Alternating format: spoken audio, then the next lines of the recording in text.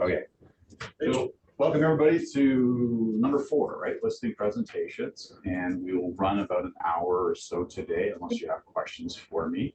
The first thing I want to talk about, though, is just some statistics. I like to give you some surveys and studies and whatnot. So we'll start with that one. And this one here is on the sellers.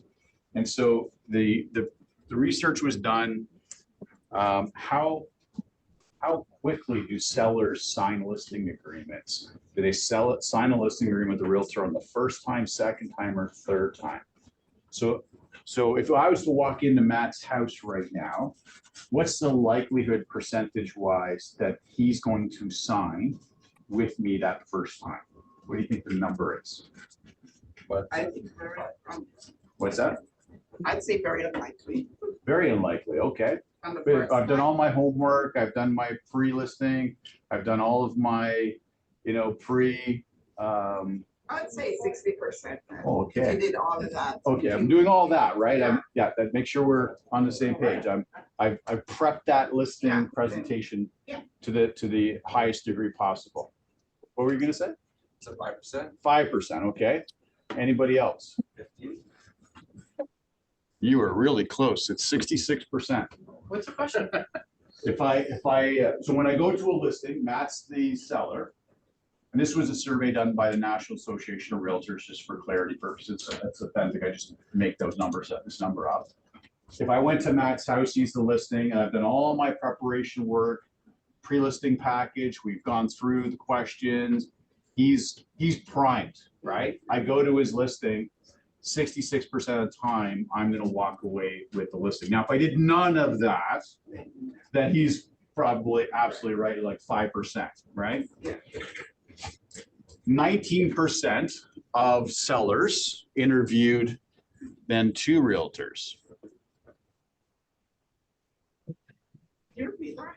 19% of sellers then, so out of the 66, we're going to go 19, interviewed 2 realtors. So there's a second person they brought in to talk to them about selling their home. So the first person wasn't able to convince them. Maybe they didn't do what we're talking about. Yeah. And 15% interviewed 3 or more.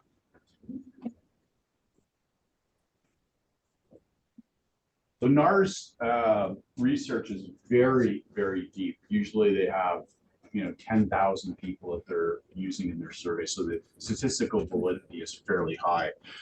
So I bring this survey to your attention when you're doing a listing presentation to say, effectively 2/3 of all your listing appointment opportunities are at the first time, right? So people say to me, Mike, I know I'm in competition. Should I wait for the other realtor to go first and I'll go second and I can wow them? Well, your numbers are saying statistically you're better off being the first one. Because if you are prepared, remember, he who is prepared has a battle half fought, Miguel de Cervantes, I shared with you. I actually used that quote on stage when I was at AREA at the conference about dealing with SRPs, because I talked about SRPs and how there's a lot of confusion and whatnot there. If you're prepared, your battle's half fought, you want to be the first person in because you have a 2/3 chance to win. Now, if you went to the casino and your odds at the casino was 2/3, the casino wouldn't have a business. Would you agree with that?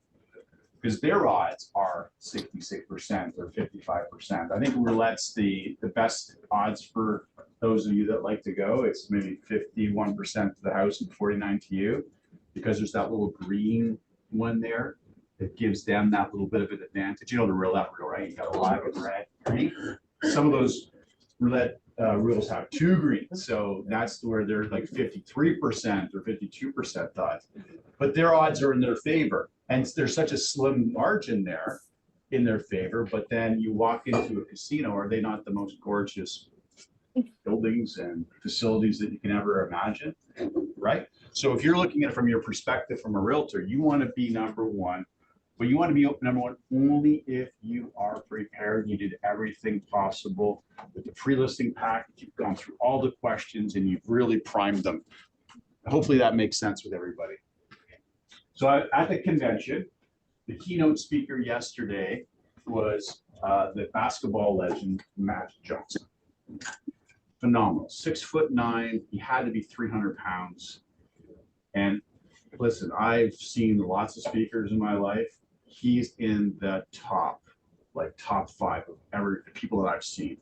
Wonderful. His magnetism, he just draws you to him. He has an infectious smile. He has no scripts. He's just talks. And he said something yesterday that I completely resonate with. And I always use it in this actual presentation. And his quote was very similar to what I would say: be on time. Dot, dot, dot. There are no excuses. So I almost wrote on this. Get it right. Be on time. He paused and then he goes, no excuses. And I had no idea the kind of businessman he's become. He's a billionaire. He owns, I had no idea, he owns a baseball team, he owns a football team, he owns a soccer team. He was, I think he may still, I can't remember.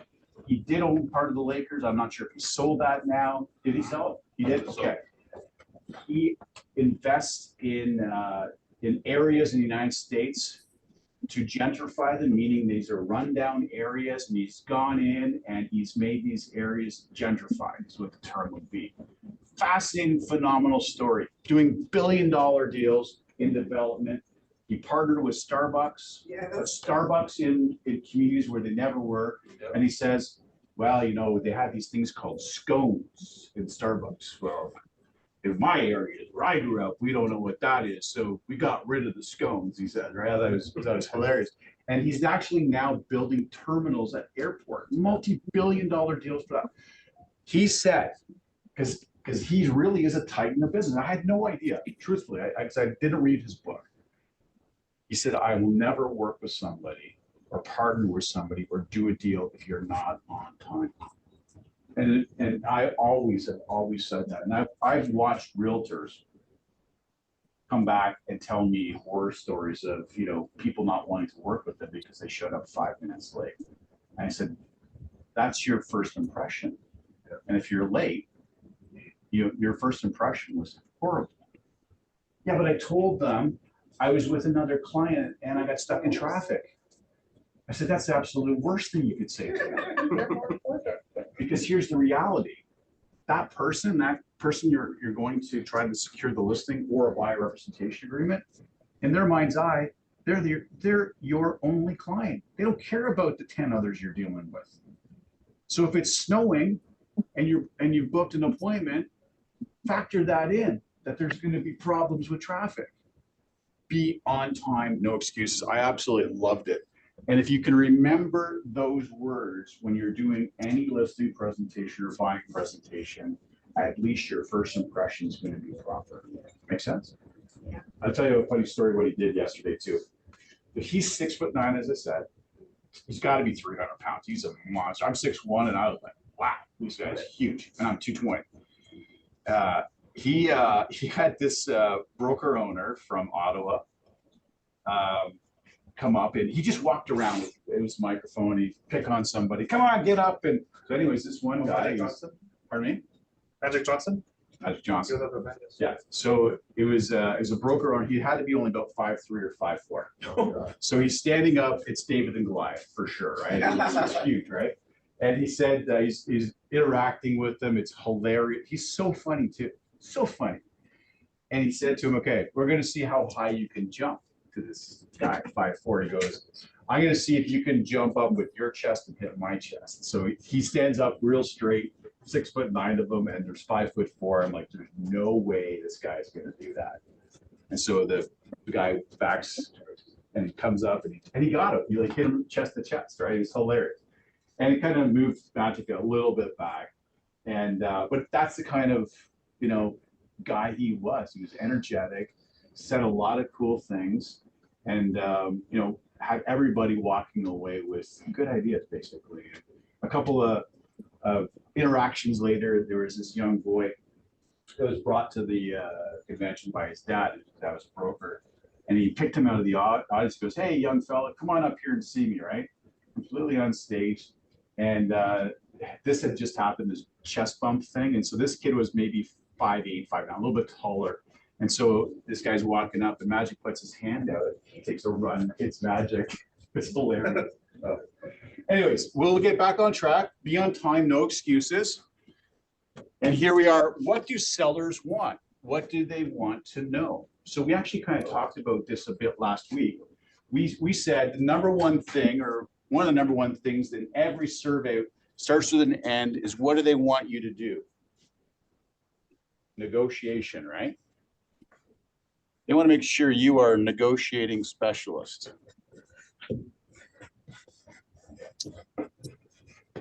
I've given you dialogues. Matt was able to finally break that video code. Please invest the time in watching those videos, because those videos, I believe, are some of the best material you'll find. Yeah, Matt said it yesterday, didn't you? Yeah. I got it. Everyone was able to get in okay. The drive shared successfully with everyone. Yes, it just wasn't sure of the order. There's a PDF in each file that has the CD breakdown of like what the order and what's covered in them. Okay. So check out the PDF and then actually go watch the videos. So number one, I'm going to call it the top three. So negotiating, you got to invest the time, the energy to know your dialogues, to know what to say, when to say it, and how to say it. That will separate you from everybody else in the industry. And you have to practice it every day. Remember I told you a couple of weeks ago about one of our realtors in here every morning, Monday to Friday, jumps on a call with realtors across North America, and they do dialogue, objection handling dialogues for like a half an hour every day. And they flip from being the realtor to the consumer. And this is a 7-figure producer in our brokerage that's doing that every day. If that guy's doing it every day, you know, why are you not? In fact, actually, you know, to bring Magic back up yesterday, he talked about his nemesis when he was playing in college and in the NBA. Does anybody know who that nemesis was? Yep. Larry Bird. He called him the blonde guy. A blonde guy with the, I guess he wore big, you know, pants. He said, I knew Larry Bird was shooting 10,000 baskets a day in the offseason. So if I want to win, I'm going to shoot 12,000 baskets a day. I knew he would go to the gym at 7 a.m. So I went to the gym at 6 a.m. So that's the kind of mentality that you want. The dialogues, you got to do that because you're dealing with the consumer, the seller, the buyer, and other realtors. Use it as fuel. Pardon me? Use it as fuel. Use it as fuel, right? He said he was the youngest son of a family. I think he said 8 or 10 children. And he said he was the biggest. So he had older brothers. And it was, everything was passed down from, and so he pulled his pants up and goes, these were my pants. He goes, I went from there to here because I made sure I won and that I was prepared. That's the kind of mindset of somebody that's lifted himself out of poverty, right, to where he is to be a billionaire. And, you know, can you and I do it? Absolutely. Literally, I walked out of that session and I drove home last night and I couldn't get him out of my mind. I still can't get him out of my mind of the cool things he said. So number 2, strategy. We have 2 strategies to list the house. Remember what we said about that last week? You didn't come in my class. You left early. I left early though. Okay, so we got the traditional. What's traditional? Correct. Market value style, right? And then we got the aggressive. And the aggressive one, I shared with you the kind of flyer analogy from Canadian Tire, Home Depot. That's where your front page of your flyer says, you know, the snowblower is off for probably 60% now because there's been no snow this winter, right? So they're desperately wanting to unload these things before the lawnmower season comes out, right? So when you see the 60% off for a snowblower, that may draw you into the store. And that's the aggressive, is drawing the buyer's realtor into your store, which is your listing. Make sense? Number 3, leverage your network. We talked about that last week. So when you're listing, here's the people that I can bring to the table today to help you get your house prepared. And who did we talk about last week about that? Stagers, painters, pardon me? Inspectors, that's going to be part, well, if we do a pre-inspection for sure, yeah. On the buy side, definitely. We're going to have, yeah. Well, I was gonna question about the inspector thing, because I think that's in the air right now, I think you said last week. Yeah, so it's not in the air, but there is the new requirement under the act. It's section 22.21, and that's the requirement to disclose latent defects if we're aware of them, right? So does everybody know what a latent defect is? There's patent and latent, right? Those are the two. A patent defect is something that we're readily able to determine as lay people when we walk in or through an inspection. So let's just, for instance, say that this is my foundation, and you see the separation. We'll say that's a crack that's running from top to bottom, and when I walk down there, I see that. We could classify that as a patent defect because I can see that.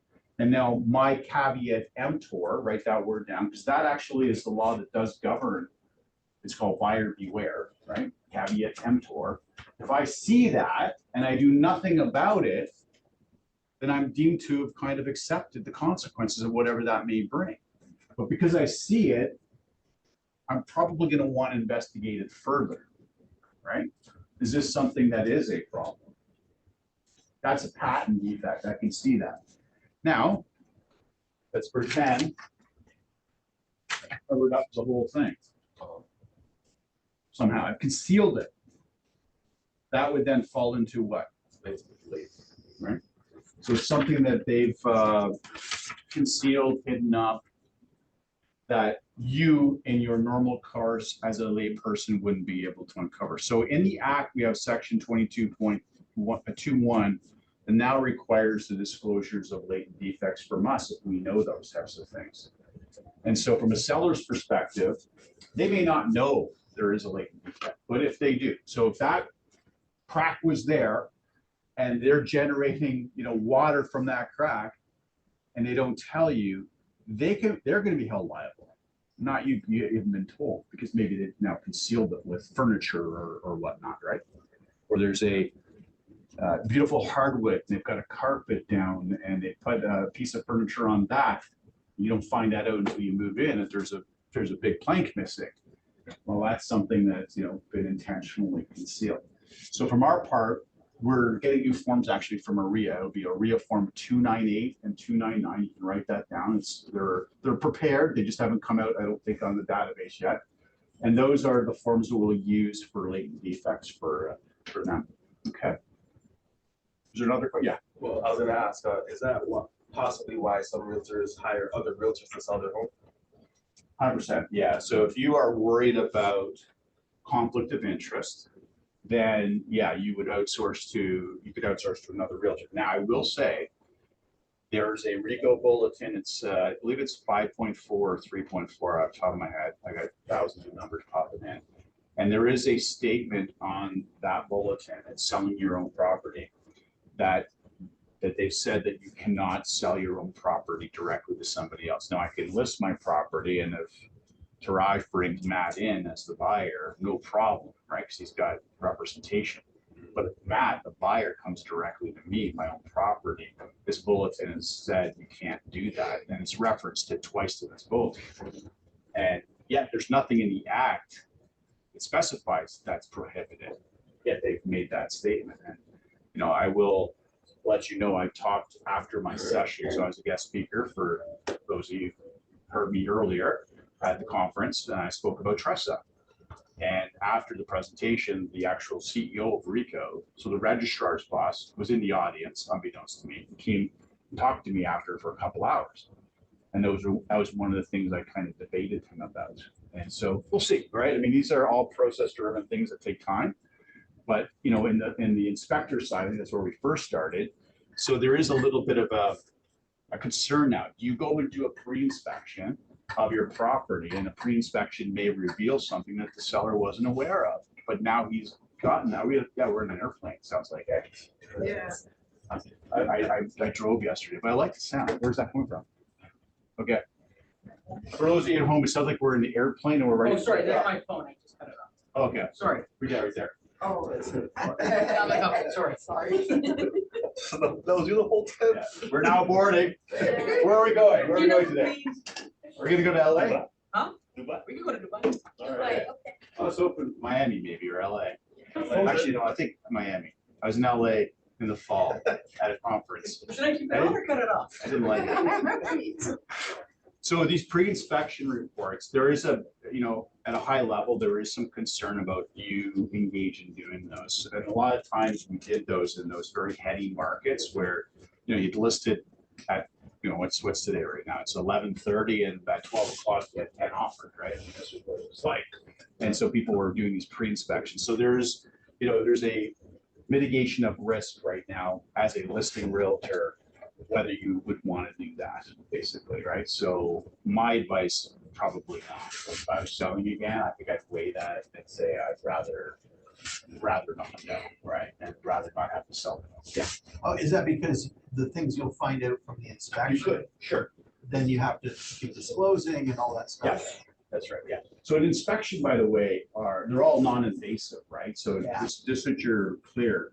But if you are the seller hiring an inspector, you could tell your inspector to be invasive because it's your home.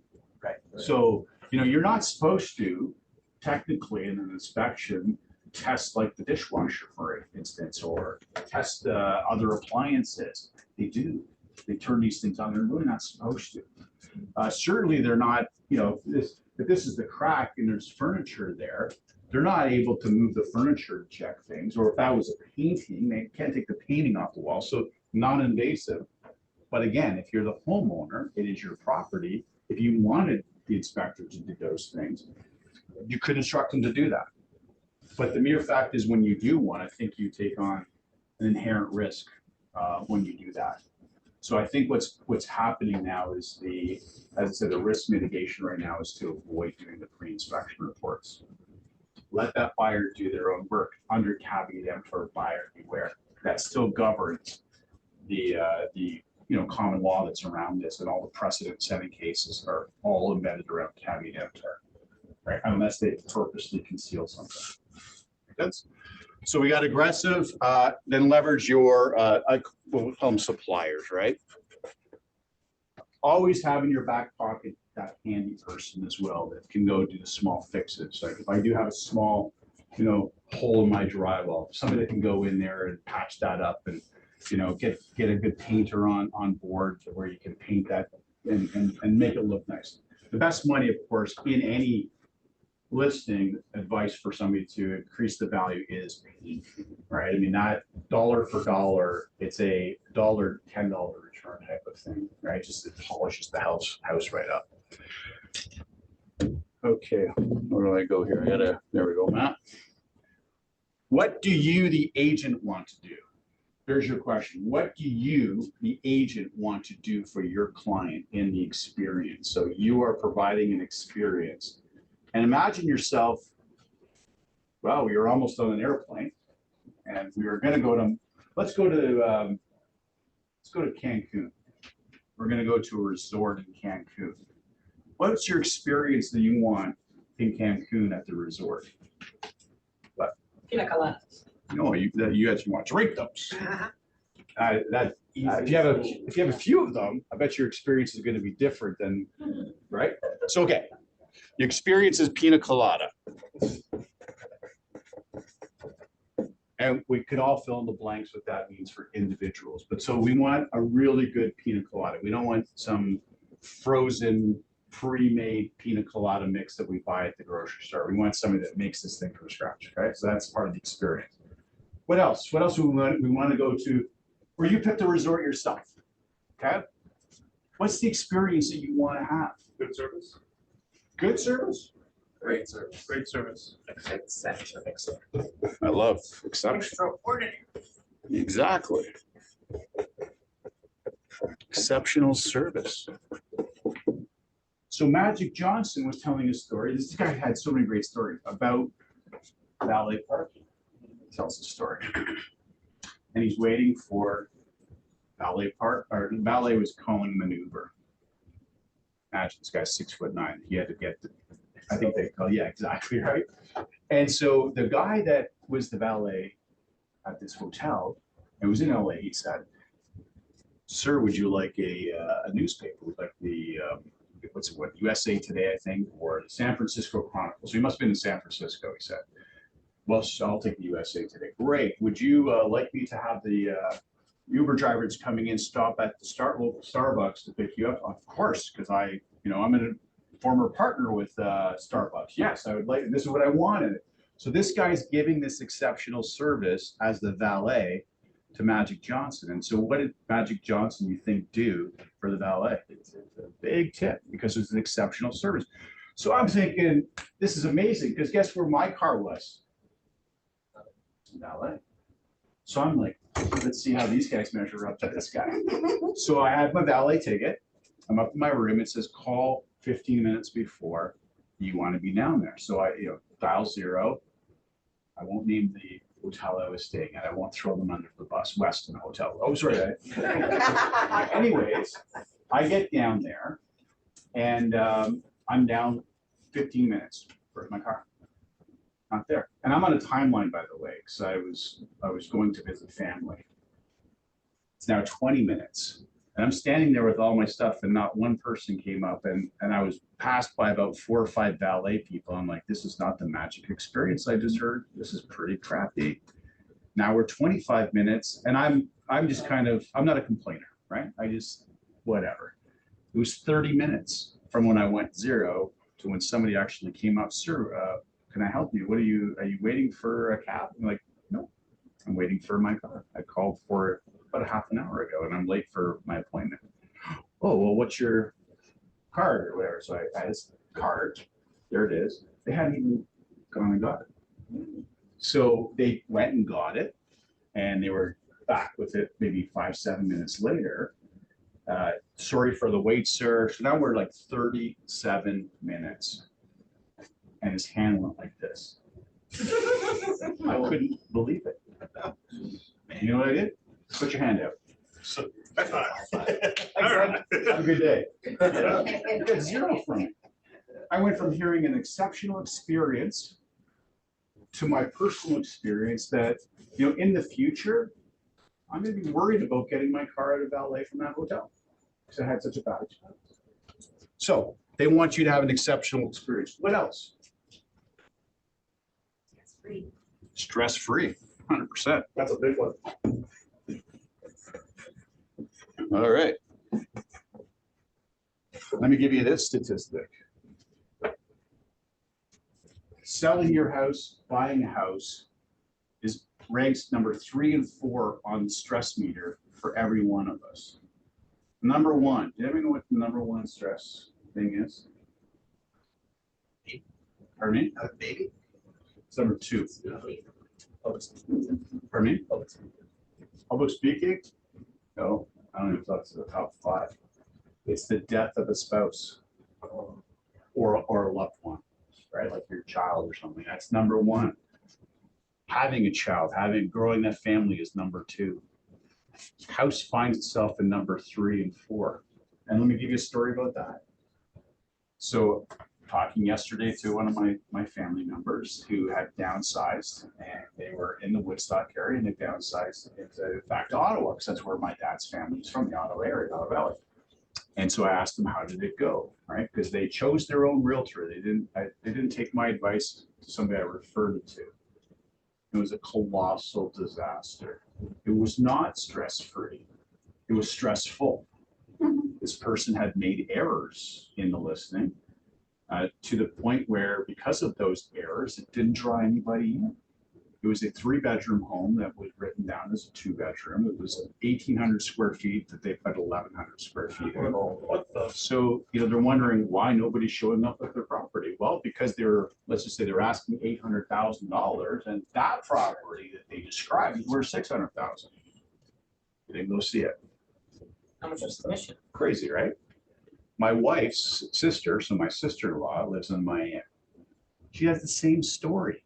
So over the weekend, she sends me contracts from Miami, Florida. I have no idea. They're not our contracts, and I'm reading them and I'm looking at the listing.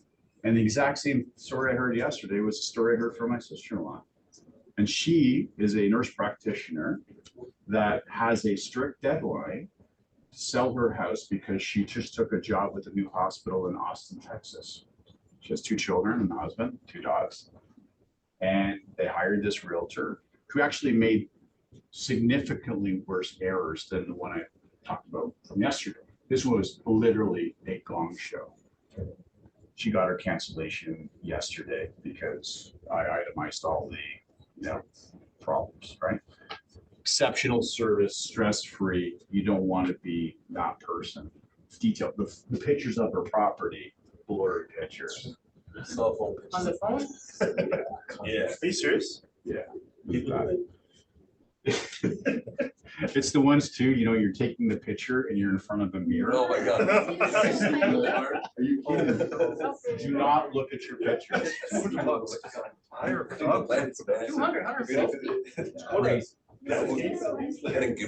The realtor they have hired, originally the one that's canceled yesterday, does a lot of work in the area. He'd used the wrong picture of the outside of their house. It was another property too. Like it was a nightmare. Something else that I would add to this list that you want to do is you want to be this authentic and transparent with everybody that you're dealing with.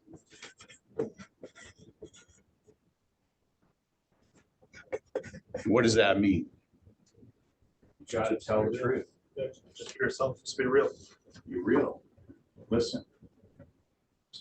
If the house you're going into is built in the 1960s and it has 1960s shag rug in it, be authentic about the fact that that's probably going to hinder the sale.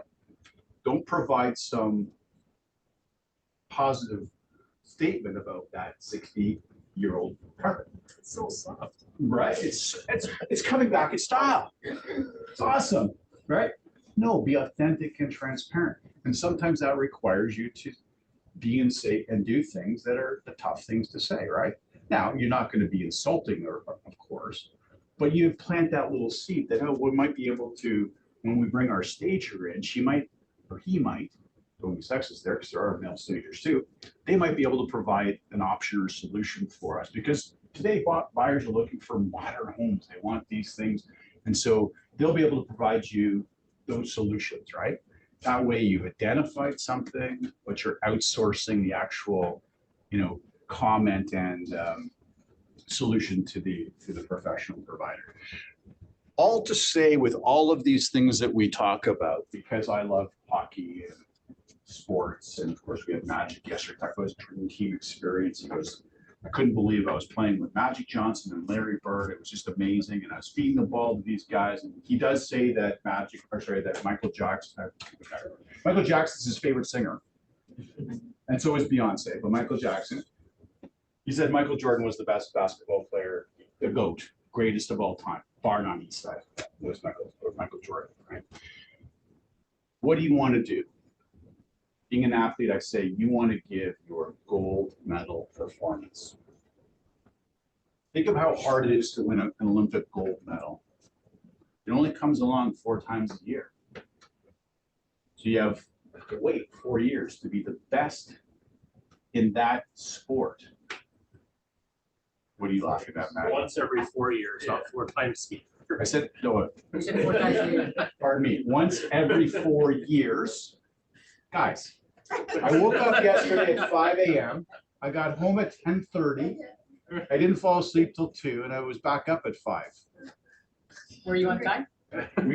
We might actually be more than an hour because it's already 45 minutes. Look at me. Was I on time? For what? For anything. Yeah, I started our course on time. No. Oh yeah, I'm yes. Well, I was late because of the ballet guy. No excuses. Right. I don't think that guy. He's learning. He's learning. My family knows that I'm not on. It's not an employment. It's not business. That's personal. I'm not trying to win friends and influence people like Dale Carnegie says for my family. In fact, actually, they complain all the time. So I go to Ottawa 3 times a year, and I never miss a bath. So my mom and dad said, oh, so when I get called Michael, I'm in trouble. Michael, you are going to visit your family. So on the Monday, I visited some family, and then I back-ended yesterday with family and stuff. I got a good lunch out of it, actually, so that was cool. So your gold medal performance. Now, if you're not an athlete, think of it this way then. Maybe you like the movies. It's an Oscar-winning performance. So once a year, there's a best actor and a best actress, best director, best supporting actor, best supporting actress, right? Once a year.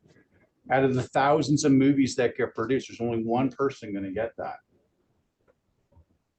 Every 4 years in the United States, there's a president elected. God help the world right now with what's going to happen down there in the States this year. I say that, I say really God help us. But the president, when he gets elected, what's his first big thing that he does? Or she? Well, I'm going to say she because I'm going to make a prediction here. Michelle Obama is going to go into the running and run for the Democratic She made an Senate. announcement last week and I don't believe their announcements. Are you kidding me? she said she would never, Ah, come She's never on. gonna do it. that's what she said, well, that's what the office said last week, and I'm like, oh. She never liked the one. Okay, Yeah. I'm putting it out there. I think Michelle Obama becomes the candidate for the When? for this next election. But she just announced last week that she's not running. Do you believe? Is it? Do you believe that? But it would be too late for her to jump in. now. Never. Never. No? No, I have a feeling. I've had a feeling for a year and a half, 2 years. Been saying it for a couple of years. People think I'm crazy. Her name wasn't even being talked 2 years ago when I was saying this stuff. In the US. Now her name is being talked. A year or two before. She's got all of the infrastructure in place through Barack to run an election, and the Democratic Party needs somebody like her. I'm not saying that I would love it, it's just that I saw the news last week and I'm like, okay. Yeah, she's playing hard to get. She's playing hard to get. That's what she's doing. I think she's too smart. Uh, Wait 4 years, then she'll. Oh, yeah. So what a president does, he or she, is they give an inaugural address, right? It's the presidential inaugural address. The most famous one, JFK. I mean, you know what JFK's famous line in his inaugural address was? Ask not what you could do, or what your country could do for you, but what you could do for your country. Ask not what your country can do for you, but what you can do for your country. Wouldn't that be nice to bring back into us as civilians and the way we look at things? What can I do to improve my country instead of what can I get from my country? That was his famous line from his presidential address. By the way, you know my last name, right? Pretty similar to Kennedy, because we are related back in Ireland.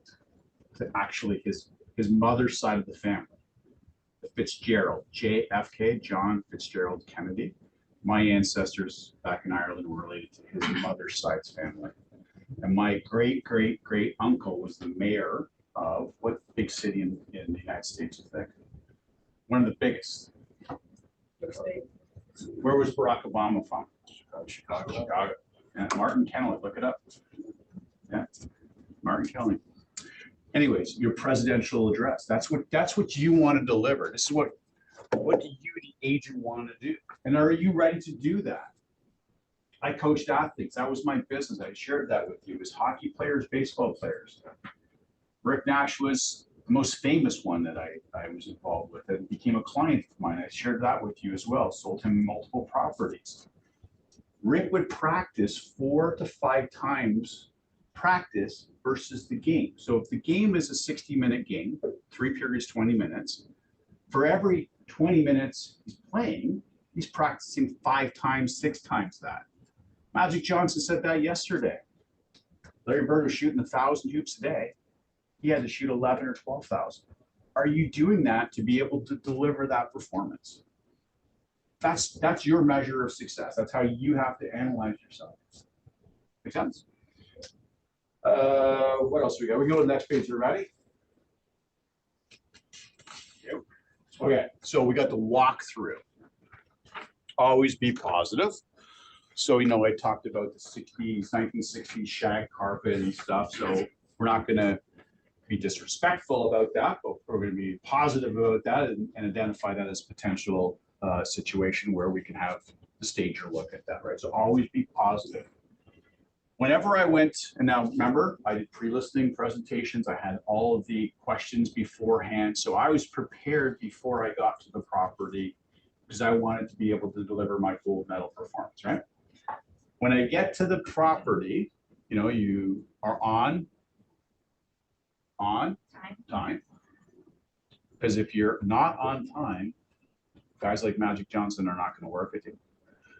When you get there, you do your pleasantries, you quickly report building. For me, I would already probably have something because they came from the sporting world, right? So I knew Taraj's, kid, or kosher kid or something, right? So the rapport would be there. But if it's a completely cold person, not even a referral, I'm quickly examining something that I could pick out, right? So maybe it's in the driveway. There's a beautiful Mustang convertible or something there, right? I'm gonna I love that. What was that, a 2018 or like? So I try to right away do something, or maybe it's a beautiful garden that they've got in the front. Oh my goodness, who does all the gardening around here? Because it's incredible. There's no Mustang in the driveway. There's no nice plants in the thing. And I walk in, maybe it's the mat on the porch and it's got a picture of a dog. And you have a dog? Like, I'm trying to find something that I can connect with. Or I walk in and there's a beautiful picture. Oh my God, try to find something that's not real estate, that's a human level thing that you can connect with for people that you don't know who they are. There's always something. Always something. Use these eyes, scan what you can. Be authentic about it. So now you've done that. What do? What's the first thing you're going to do? Because we're in a room of people that theoretically have done listening to, right? So tell me, what are you doing next? Maybe you didn't do what I just described there. Maybe you have a different process, but now you're in the front hallway. Keep your shoes off probably, right? Or keep your shoes on, Mike. Whatever. You let them tell you what to do. What do you do next? What's your next step? Tell me, Taraj. I normally ask them, where do you want to sit down to discuss? Perfect. Anybody else have anything different? Tour of the house. Okay. All right. So you said? I did the sit down first before the tour. Sit down. And you said? Tour of the house. Tour house. Is there any other options that you can think of? There is. Pretty much it. Option one, option two, and there's no right or wrong. This is going to be your personal preference. Now you said sit down. Is that because you took my course before and that's how I taught it? No, that's just, well, maybe because that's how it But is. he has taken my course. He probably wasn't really paying attention, but it filtered in there somewhere. And now he says, sit down. So I would come in and say, where's a good place for us to sit down and discuss our next steps? Where do you think we're gonna go? Kitchen, ER, LR. Avoid the washrooms. It's not a good place to go. Okay, so we're gonna sit down. But here's the thing. For me, I'm not sitting down to do the presentation. I'm just sitting down to get established, put my stuff down, get comfortable, do a little more chit-chatting, rapport building. I'm not going into my presentation. This is me talking, right? This is how I did it. You guys do what you wanted. This is your business. More rapport building. Before I open up, let's say this is my listing package, right? And again, you've got the resources at our design center. They can print out a beautiful package for you. Highly encourage you to do your own as well. So you've got this 1-2 punch, your stuff, your brag book, your CV, whatever you want to call it, our stuff to complement each other. So before I open up any of that stuff, again, we're just rapport building, right? We're building off of whatever we were talking about in the foyer, or because you were, little Johnny, I coached little Johnny 5 years ago. Well, now he's in university and, he's got a girlfriend and, Bob, whatever, right? Before I open the book, what am I doing next? You're making them comfortable. Well, yeah, that's the report part. But what am I now gonna go to? Qualification questions. Okay. We've done that. But you've done the small talk, you made them already comfortable, now the next steps Not are. opening up my book. Not doing my presentation. Sit down, and ask questions. Nope. In the house. No, not doing that. Here's what I want you to answer though. What was your answer for number 2? Yeah. I go to that. So my step was, I will go first. The house. that's right, before I do any presentation. So they can show you around. You want a dialogue for that? How do I transition into the house? For chit chatting and stuff. I don't want to go into my presentation. You want a dialogue for that? Sure. Another $1 million dollar? 100%. All right. So Taraj, before we get to sit down here and go through the numbers, I'd love for you to give me a tour of your house. You okay with that? 100%. Now pretend that I am a cash buyer, though. I'm not Mike County, the realtor. Pretend I'm a cash buyer, and I want you to show me your house like I'm ready to buy it right now. Well, what does that mean, Taraj? I want you to point out every feature of your home that you love. I want you to share with me everything that you've done upgrade-wise in your house. Does that make sense? Tell me more. Okay, so what I'm gonna do though, I've got my little notebook here. I don't wanna miss anything. When you go through and do this, I might be jotting some things down. Are you okay with that? Perfect, let's go. So now he's my tour guide. Haven't done anything yet about my research, my numbers, any of that stuff. Report building, sit down to the table, report building. You take me on a tour of your house like I'm a cash buyer. Does anybody ever do that? I do something similar to that. Because you took my class. Let's be honest here. Yes. Okay. So now we're going through. You're showing me the house. Hey, Mike, 2 years ago, we fully redesigned this bathroom, this master ensuite. Hey, Taraj, that's a great investment you made because you know that there's 3 things that when you invest in renovations of your home that pay massive dividends, at least dollar for dollar or close to it. Do you know what those 3 things are? Kitchen, bathroom, and we already said the other, painting. You put some money into your bathroom, it's beautiful. That's fantastic. That's going to differentiate your property from the competition that's out there right now and for the ones that have recently sold. So do you literally say to people, give me a tour of your house as though I were a cash buyer right now? That was the dialogue Yeah, okay. that I did hundreds and hundreds of times. Yeah. I haven't sold, by the way, since 2006. So I haven't been in the house and did that dialogue. Right. But I do it when I teach people, and I did it okay, I think, right? I was natural because I practiced it tens of thousands of times.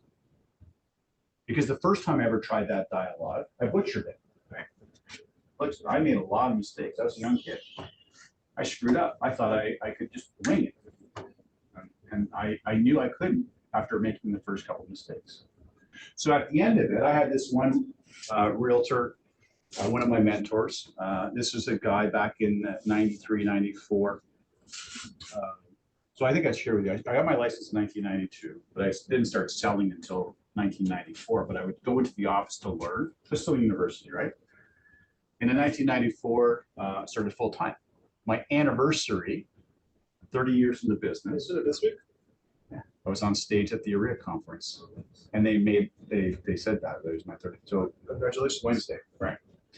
My mentor when I first walked in. Now the average realtor was making maybe $15,000 to $20,000 back in 1994. My mentor in the office I worked at was doing about $750,000, $1994. Like imagine, right? Now that guy sadly did not.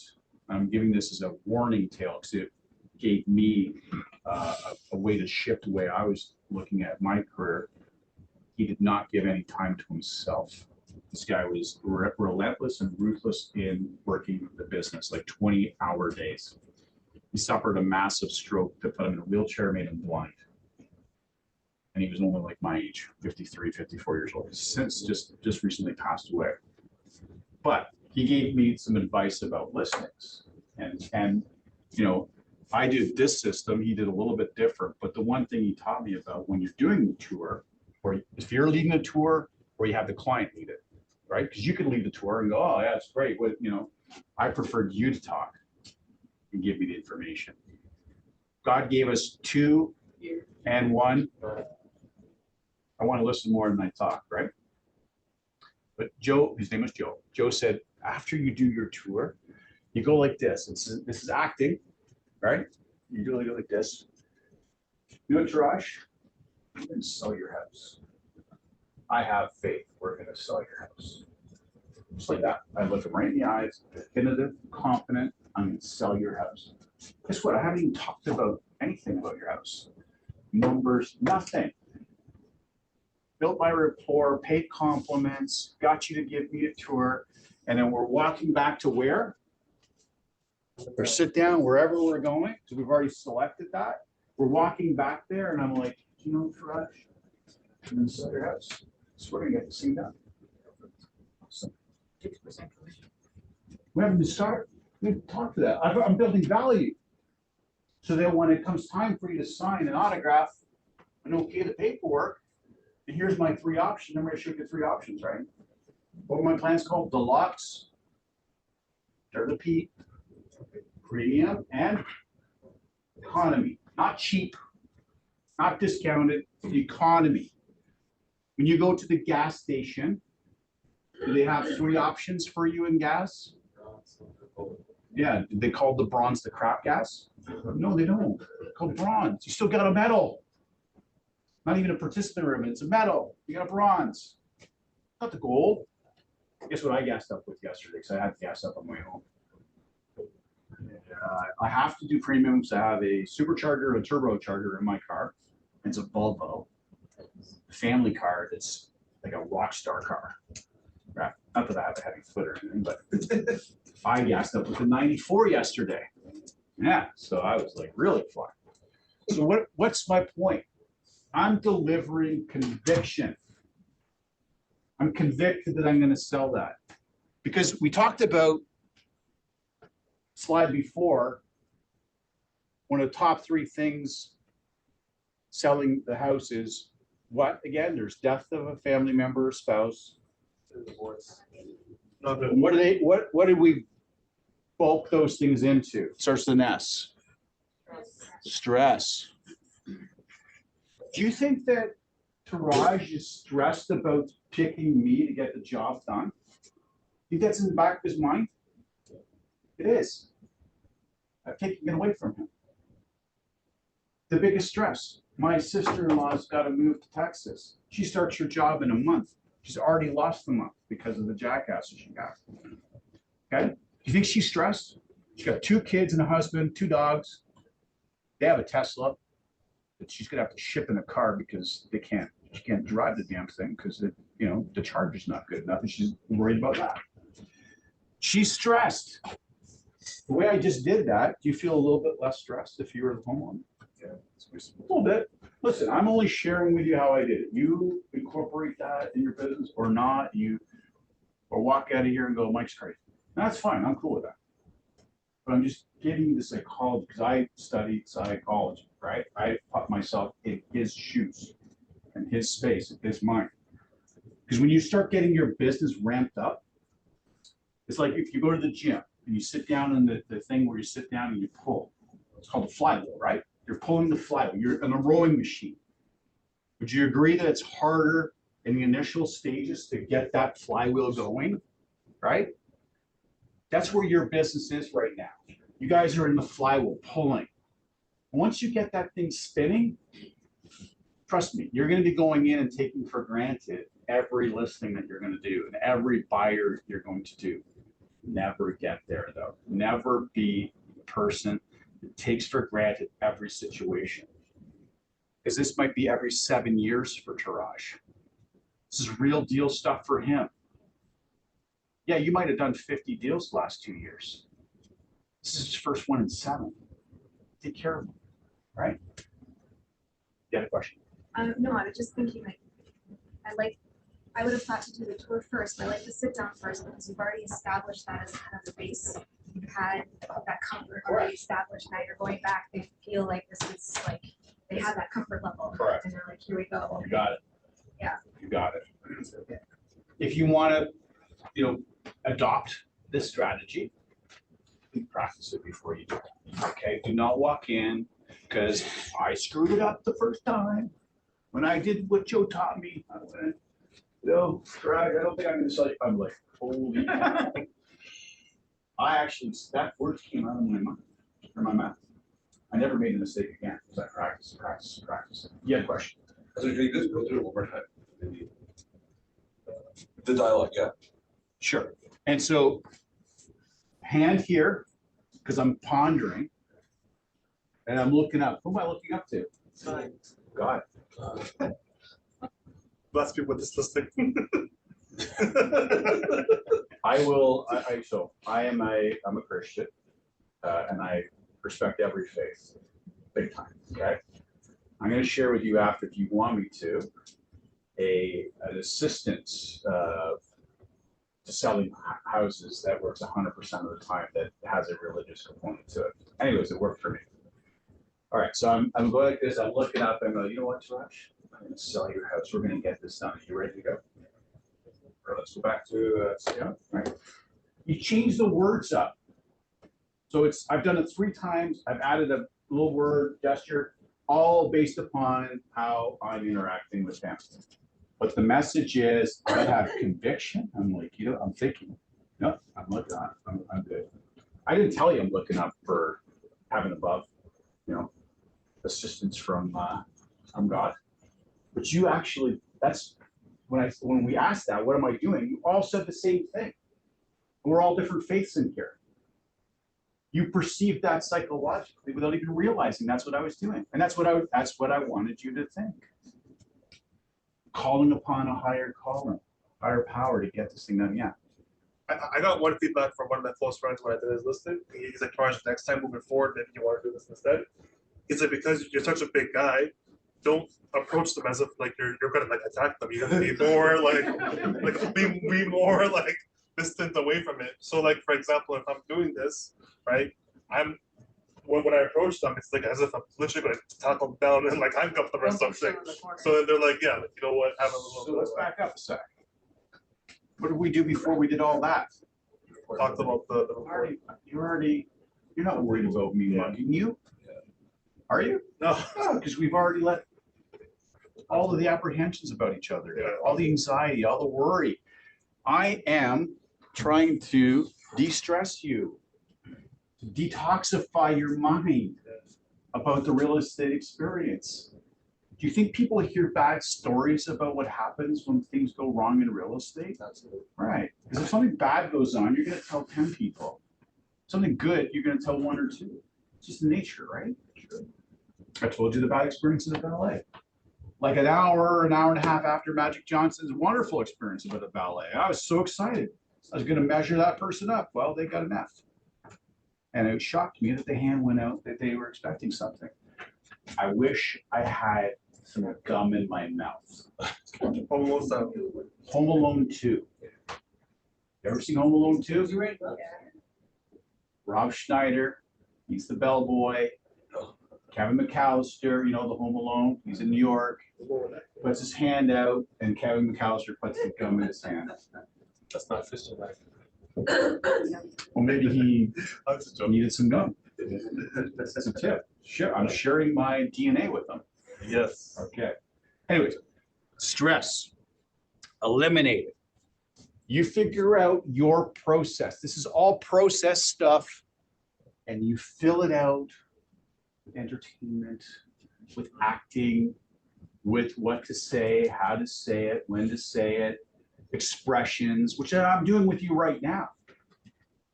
But don't think that I haven't practiced in my mind how I present things. They all change. If you look back at my last 15, 20 years of training, the principle's the same.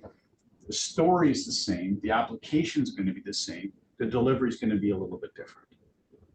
Okay? Any questions on that? Anybody want to try that system? It's a system and process. Good. Give it a shot.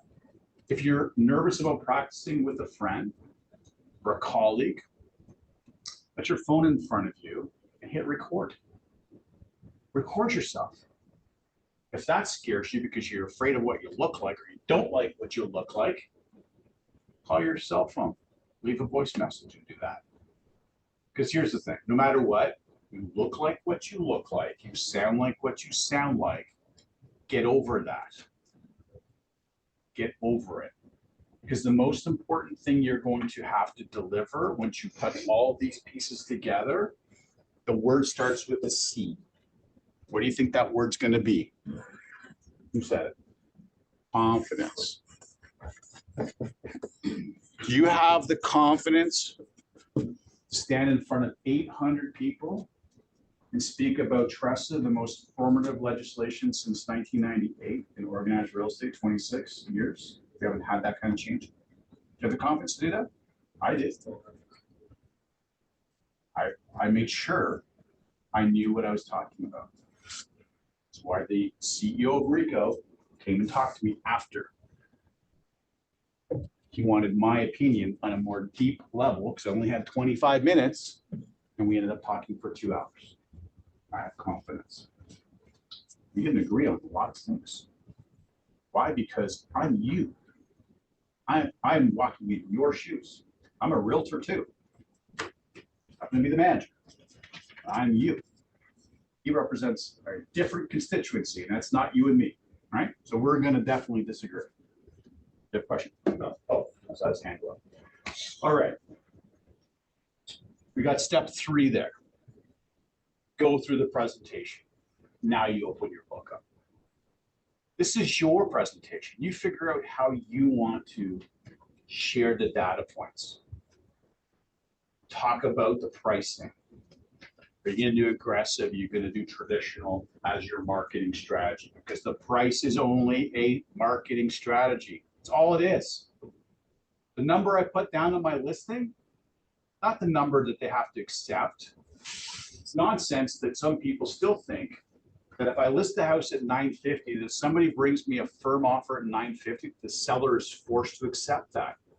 Do you believe there's people that think that that's the reality that's out there? It's not.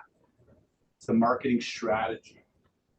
As I shared with you, the Canadian Tire flyer, you want to draw the traffic in. This is your store. Then you work the ultimate price for that. The thing that's missing, and I've shared this with you last week, in every presentation that I see, unless you've taken my course and you've heard me talk about it, is expired listings. I talked about it last week. Do not forget to include expired listings. Again, I said it to you last week. Taraj signs and autographs my MLS listing. We're on the market. 90 days later, on expiry, do you think that was the outcome he expected and wanted 90 days prior? Cleaning his house, being inconvenienced with showings. He's got 2 dogs. He's got to walk the dogs, take them out. It's inconvenience in his life. He signed the listing as a bona fide seller, because there's a difference between bona fide sellers and those that want to just test the market. You got to qualify those people. Do you want to work with the test the market people? I don't either. Right? So stop working with them.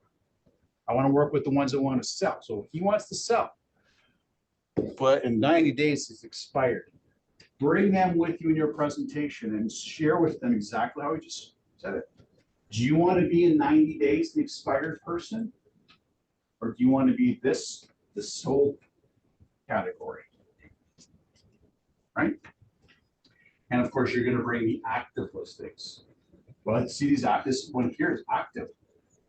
This one's been 6 days, so it's brand new, Taraj. This one here is 15 days. This one's 27 days. What's your opinion on this one that's been 6 days, Taraj? What do you think about that? It's still fresh. You said it's still fresh. Sure. It's like a vegetable or a fruit, right? Has like banana, like different colors yet. It's got like mushy inside. It's like a pear. It's like a pear. Okay. Here's the one at 15 days. What do you think about that one? It's right. Really? Sure. Well, remember I used the I showed you that chart last week, right? The quadrant of price and time, how that works against you or for you. Meaning the initial part of your listing is the most important critical time. So now we're gonna look at, what is the other one I said? Do I say 27 days? 27 days. Okay. I show you the 20, what are you saying with that? Why is it up to 27 days? What else could you say about it? What's the prices, like, what's a market value for them? Is this a stage? Sure. Is it I'm looking for renovated? something more specific. Is it renovated? No, Maybe seller's looking for more, what's, maybe the seller's looking for more. maybe, What's wrong with it? what's wrong with it? That's all. So you've vocalized things, but deep down inside, the psychological thing that you're thinking, whether it's consciously or unconsciously, you've embedded what's wrong with the property. Once you get to that stage in your listing, you're in a really tough spot because you'll never execute on top dollar and top terms for it because you've already exceeded that 2 to 3 week window, okay? You've blown past it.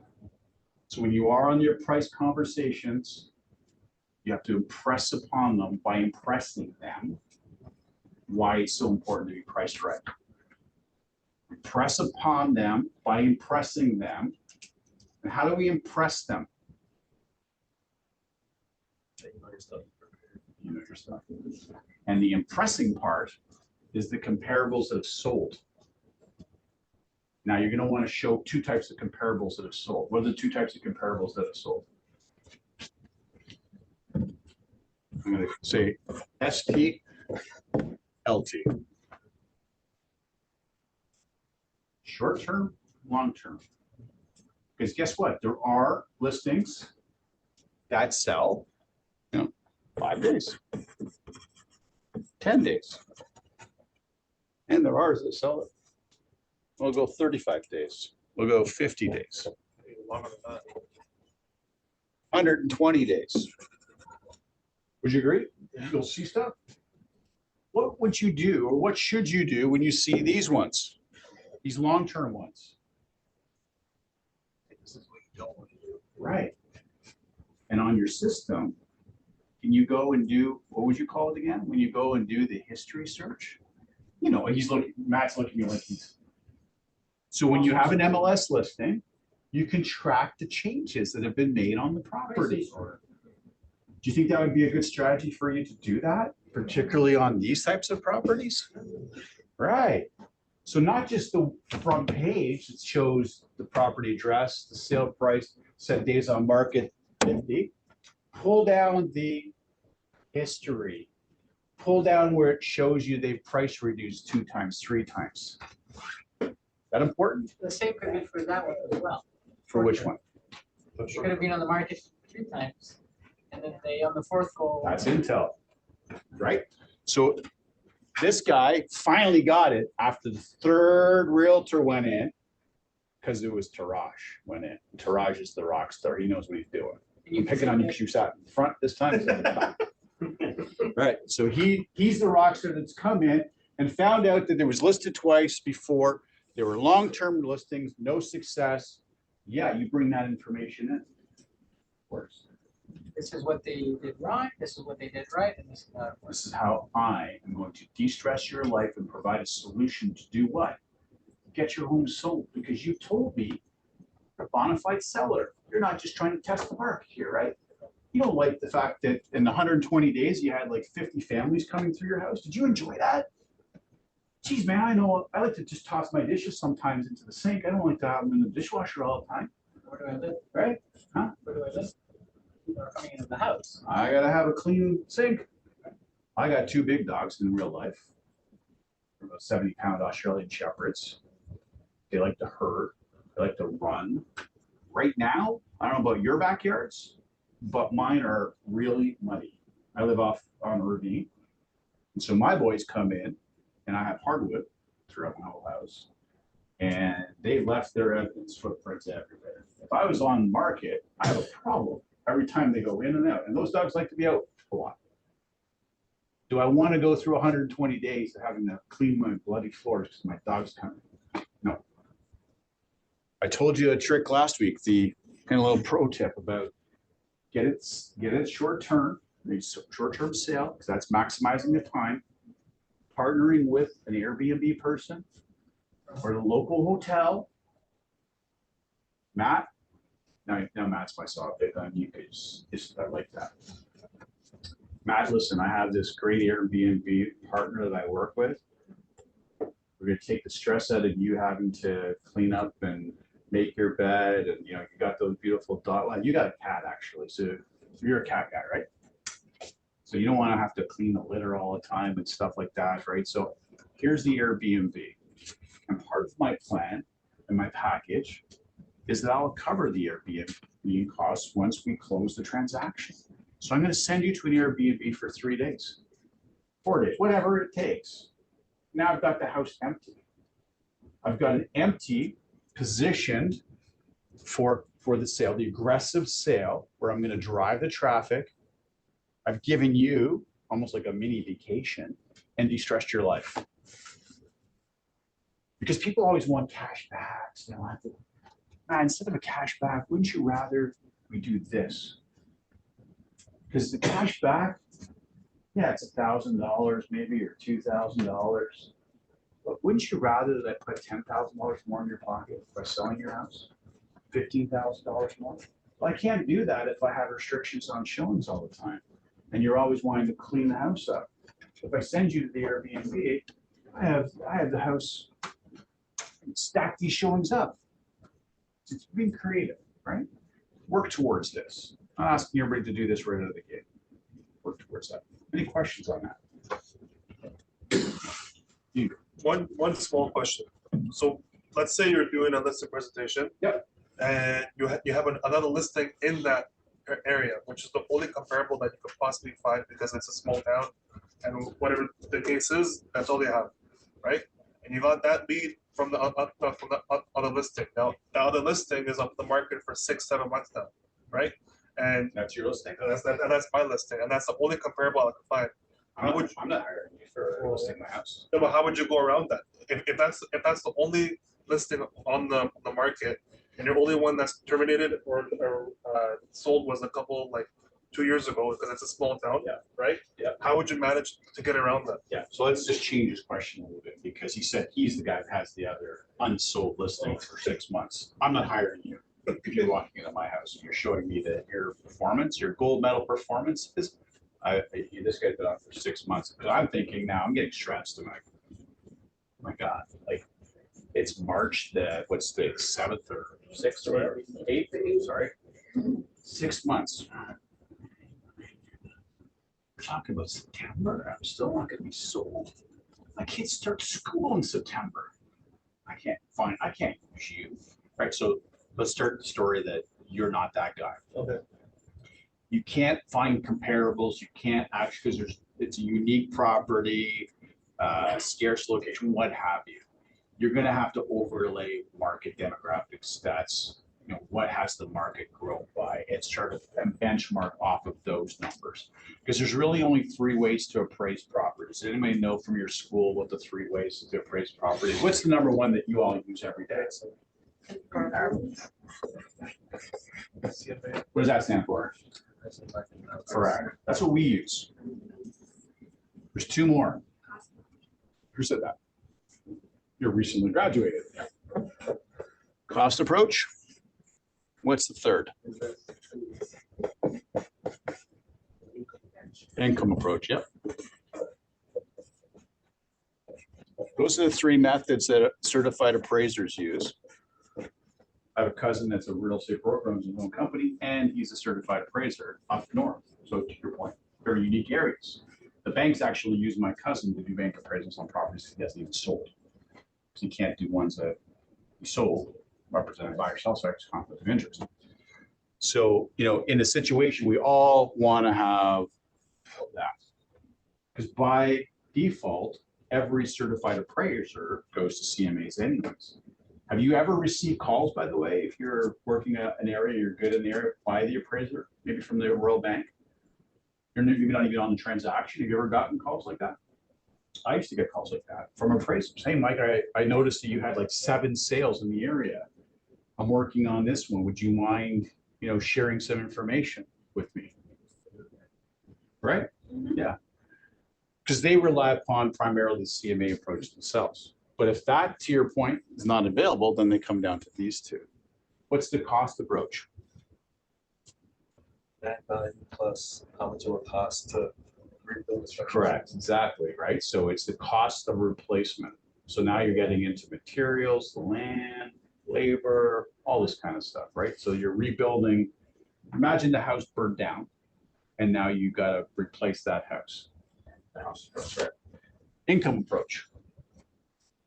The operating income.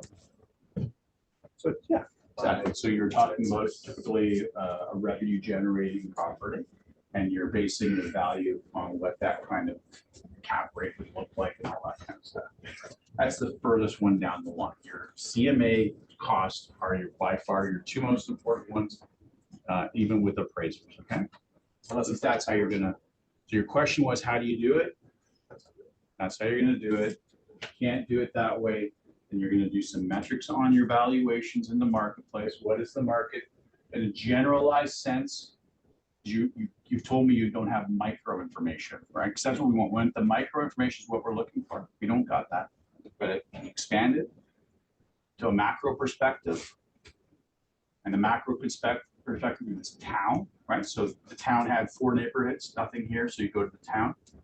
Well, the town didn't have it. Maybe it's the county that you're gonna have to look at, right? You're gonna have to expand it till you find something and then overlay what's happening in the marketplace. Make sense? Okay.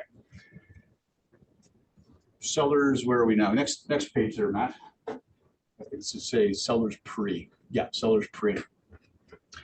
Create a timeline. I shared with you last week that sheet number. It was like the first 7 days. Of course, mine would have the full 60-day listing, 90 feet. Here's your plan for 60, 90 days.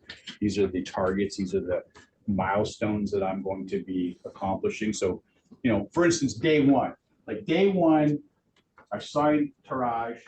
What am I doing on day one? What's very basic things I'm doing? Pardon me? Where? Measurements, that's before it hits. This is the, you know, the property is on the market, going to the market. So we've done all those types of things, yeah. So I'm gonna get a lockbox. Gonna get a sign. So just switch back. We're signed up here, everything. I've got my measurements. By the way, I didn't talk about measurements when we did, you know, our listing presentation. We've done all that stuff, remember? We've done the tour, sitting back, I did my thing. And I asked for the business, hey, Taraj, you know, we're gonna get this thing done. All we need to do to get this started is I need your autograph on the paperwork. I can get this thing on the market. We're gonna get your home sold. You're gonna start packing, you're gone. Perfect. Right? Not giving you any opportunity for objections. Get you to sign, just push paperwork. There you go, right? I used to actually pre-populate the fees for what plan do you think I put in there? Deluxe. So I know that if I use the deluxe, I have the highest percentage likelihood I'm going to sell your property. So I'm using everything, okay? So I forget what I was tracking with that. Things to do before. Things to do before. So we're going to put a sign up there. Oh, so the measurements. I didn't talk about the measurements. So I got to measure the house. So I had 2 devices that I used to measure houses. What do you think those 2 devices were? Laser, right? And what else? Do you remember I talked to you about what I had? I forget what class it was, maybe the 2nd class. Right. I came with a gift. I had flowers and my own personalized tape measure. So Taraj, so that we can get your property on the market first thing in the morning, let's do the measurements now. Come on to help me. And here's the tape measure. Right? So you take one side. Actually, I took that side, you took that side, and I had you tell me what the number was. Okay, so I'm measuring this room here this way. You're taking it, I'm holding the end. It doesn't have the actual end part. So I'm holding the end part. I'm going there, you're going there, you say, Mike, that's whatever, 30 feet. 30 feet. Of course, I got to convert that to metric, unless you have a metric tape measure. Back then, I had a foot tape measure. Now you can get both, right? So we go around and measure everything in the home together. Now, the beauty of me, when I was doing it, because it was minor sports, a lot of the families that I was selling houses were the kids that I was coaching. Guess who was with me doing that? Their kids. I hired their kids to help me measure their house. You think their kids were happy? Oh, yeah. Of course they were. They were part of the process. Because I always knew kids are probably one of the biggest things that are hurdles in selling houses. Why do you think kids are a big hurdle in selling houses? Pardon? Messy. Messy? No. They don't want to leave. They got their friends. Maybe they're moving to a different school district. When I leave, do you think their kids have more influence on the sale process than I do? Damn right they do. I want to buy them in. I want them in on the process. So being part of that process was a big win for me. Make it fun for them. There's a real name of a real client of mine, the Penfolds. Last name is Penfolds. Little John. First time I met John, he was 4 years old. I sold Penfolds, bought and sold 7 properties for them. 7. John was 4 years old the first time I was introduced to him. John went with me. We measured the house together. Of course, Mom and Dad were there, but John was very active. Do you know what I did when I got to my office the next day? I went and created a certificate. Made John my honorary tape measurer assistant. I got a seal. I went to Staples or Home Depot or Office Depot, and it was old looking, like almost like what a degree is put on, right? Like old paper, right? With a starred seal type of, make it look official, okay? And guess who signed it? Broker. Not even me.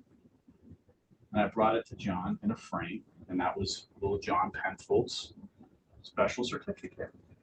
The last sale I sold the Penfolds was in 2006. Remember, that's the last year I sold.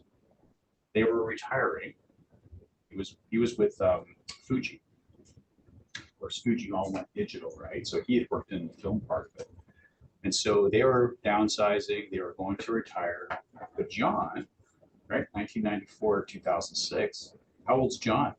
Do the math. No. 9 or 10.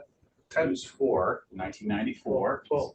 Now, 2006, 16, 17 years old. John pulled out that certificate. He still had it. If they ever thought, the father and the mother, Doug and Janet Penfold, ever not use me, do you think they would have got John to agree to that? No. I got a call years later. I've left selling, and John's taking a picture of his certificate because he's now in his first year of university, and it's on his wall in his dorm. But come on, it's these little things, right, that you do to build this relationship, because you want a relationship referral business. People can spend their brains out trying to solicit business from people. They'll never take that business away from you when you have that bond with people. Make sense? Cool. Bring the measure. Get your own measuring tape. Now you can put stickers on it for nothing, right? Go to our design center. I'm sure they have a solution for you, right? What does this tape measure cost? $5. They're part of the process. Okay. Sellers thing. What would I say there? Give them tasks. What's a task we could give them? Declutter. Oh, yeah. Declutter. Okay, what else? Was that? Landscape, sure. What if they're in their late 70s? Can we get them to do those tasks? Probably not, right? So we're gonna help them with that. Yeah, you're good. Tell their friends. Tell her friends about you. Okay, I like that. Tell their friends about you. That's actually a very intelligent comment. Not that you don't make intelligent content, remember.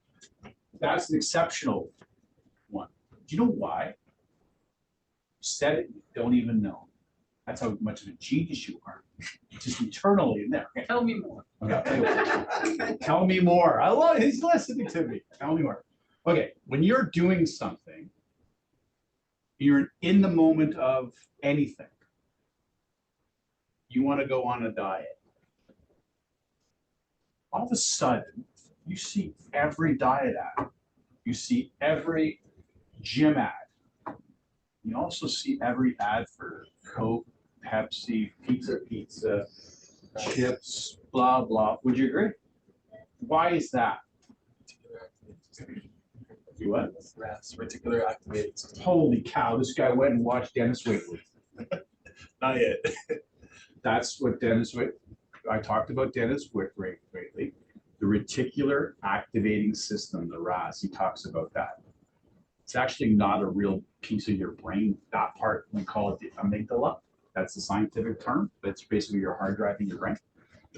He gave it this R2D2 RAS thing, but that's right. That's exactly what it is. And so you have this kind of innate radar that's out there scanning the environment for anything that you're looking at or to do. I'll give another great example. Say you're looking to buy a new vehicle and you want to buy a Tesla. You're going to see every car that's a Tesla out there. That yesterday I wasn't thinking about it. I drove past the same 15 Teslas on my way to work. Didn't notice them because my mind, my reticular activating system or my amygdala was not being fired. Okay? But today I want to buy one. I see every Tesla. When you're selling your house or you're buying a house, your RAS, your reticular activating system, your amygdala is on fire for real estate. Which means I'm in a room, I'm walking around, and over in the corner, I'm thinking about buying real estate. I picked up on that. Oh, well, I'm working with Mike Kennelly. He's a great realtor. You've got to talk to Mike. So what you said there, genius, tell your friends. You're helping activate their reticular activating system at the most important part and phase of you, what you're doing, which you're buying and selling right now. This is an experience you had last month, last year, 10 years ago. It's a real life experience right now. There's nothing wrong. And in fact, I tell you and encourage when you're in working with somebody right now, there's nothing wrong. Hey, by the way, this is Buffini's dialogue. Oh, by the way. Oh, by the way. Dot, dot, dot. Oh, by the way, if you had any friends or family that were thinking of buying and selling, I'd love to be able to help them like I'm helping you. Just fill it in. You figure it out. Oh, by the way. And this is a great time to do it when you're working with them. So thank you. I'm expecting great things from you next week too. You better come with something genius. What's that? I'll be out of time. Yeah, you were late. You were late. Took the wrong exit. Because you came from Don Mills. So that was your excuse. Yeah. Give them tasks. So they're seniors, they can't landscape, they can't declutter. But maybe you're asking them to hunt for some paperwork that they have about the property. What's an important piece of paper they may have stashed away in a file about their property? Yeah. Warranties? Warranties. Boy, oh boy. That's two of them. God, I love it. This man's a genius. Warranties. And that could be for our appliances. That could be for what? Furnace. Yeah. Yeah. How much that hot water rental is? Exactly, right? So the no-see. The no-sees. Were you in the room when I talked about the no-sees? No, because you were late. Here's some good news. And for those of you that came online before we recorded, remember I talked about the no-sees last week, right? Oh, yeah. What do they stand for? Notice of Social interest. special.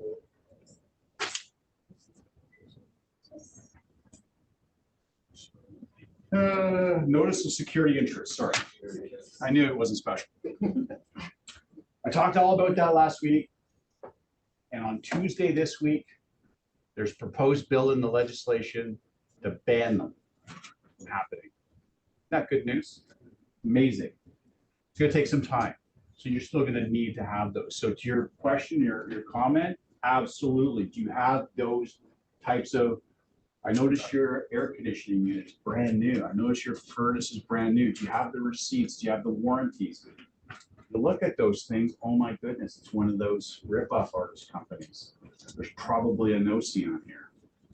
Good point. Any others? Can we use the floor plans from? I would be very leery about using them. You can certainly attach them as part of like marketing, but to use their measurements, I would. Remember I shared with you either last week or the week before, 'cause I sold new homes too, right?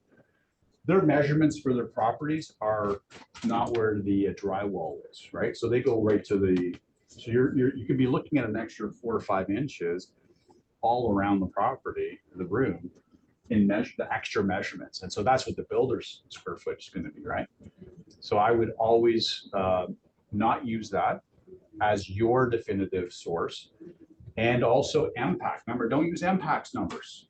Remember, I talked about that as well. They're notoriously wrong. 1/3 accurate, 1/3 too much square foot, and 1/3 too little. So only 1/3 are accurate. Remember I asked you last week, where do they get their information? In fact, the head of MPAC of that conference, I had a good chat with him. Do you know where MPAC gets its information for square footage? They can get it from builder plans. They can get it from listing agreements that you guys are putting out there inaccurately. MPAC does not go into the house and measure the property. Do they measure the exterior and extrapolate? MPAC measures nothing. Like I said, they're getting their information from third parties, primarily from the builders, quite frankly, their marketing pieces. That's why they're notoriously wrong. Now, the ones that are accurate, they're accurate. As I said last week, the ones that are overinflated, so, you know, they, underinflated. So they say it's 2,000, but it's really 2,300. Nobody's going to go complain about having the extra 300 square feet.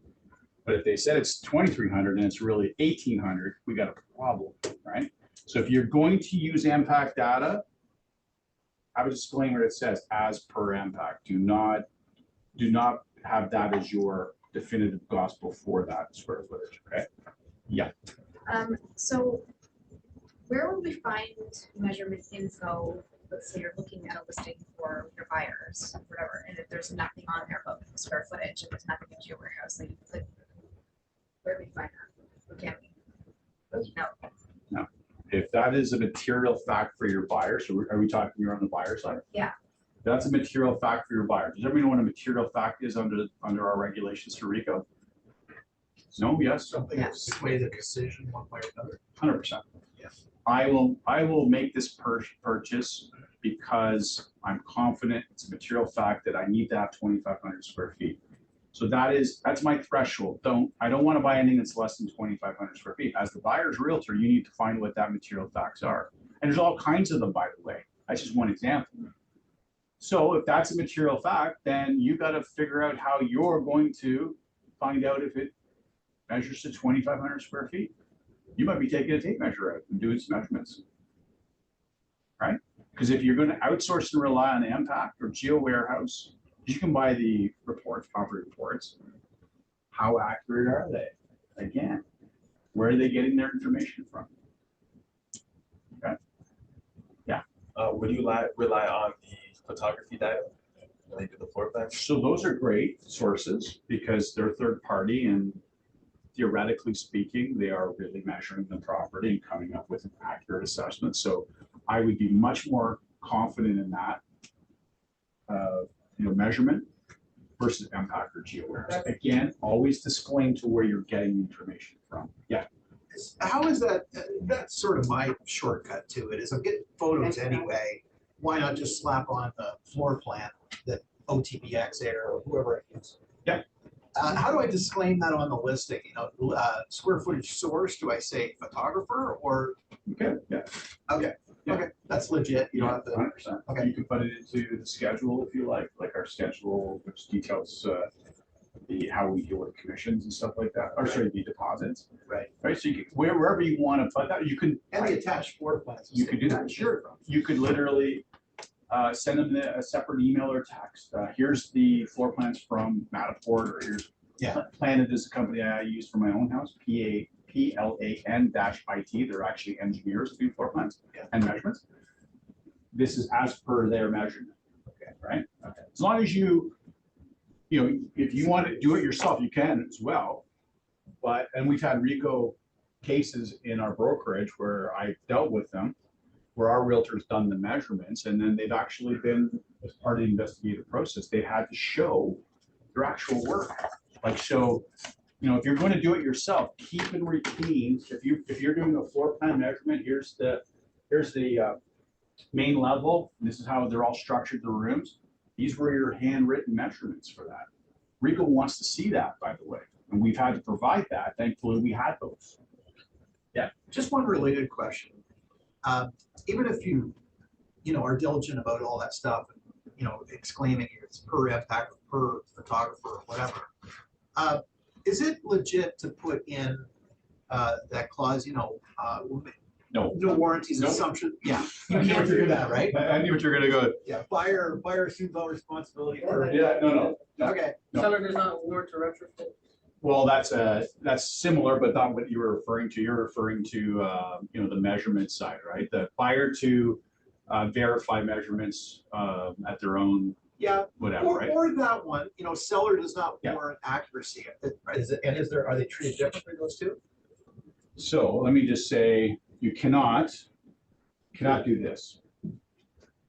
Cannot contract, because you're contracting yourself. Right, yeah. Out of a legal requirement. That's what that falls under in contract law. You're saying by making that statement, I walk away hands-free, I'm washing my hands of it, and you're saying to everybody, I'm contracting myself out of my legal requirement. I can't do that. Okay. I'll come back and bite you in the butt. And do you even need that as long as you disclaim the square foot source? Correct. That's the best way to go. Okay. 100%, yeah. Okay, so you're covered. You got it. Yeah. So I love that. So let's hunt for some warranties. One that I always asked for was the surveys, right? We have land titles, title insurance now, which helps with, you know, that. But there's nothing better than having an actual survey with a legitimate surveyor stamp on it. They may have it. If they don't, do you know some tricks in finding this survey? If the seller doesn't have one? Yeah, there's actually a company that does it too. That is, I just dealt with them 2 weeks ago on a situation. I can't remember. I'll circle back and get you the name. But you can go knock on neighbors' doors, because typically in surveys, the surveyor's not just doing the one property. They've done the properties around the property. Okay. Yeah. Yeah. Yeah, sorry, property tax bill? Property tax bill, 100%. Tax bill. Right now, what are our tax bills? What are we dealing with in tax bills? The interims, right? Interim tax bill. We get the final usually, I do in June-ish, right? Companies protect your boundaries. Protect your boundaries. Thank you very much. Protect your boundaries. Now, they don't have every survey. So I was dealing with it last week in a rural setting.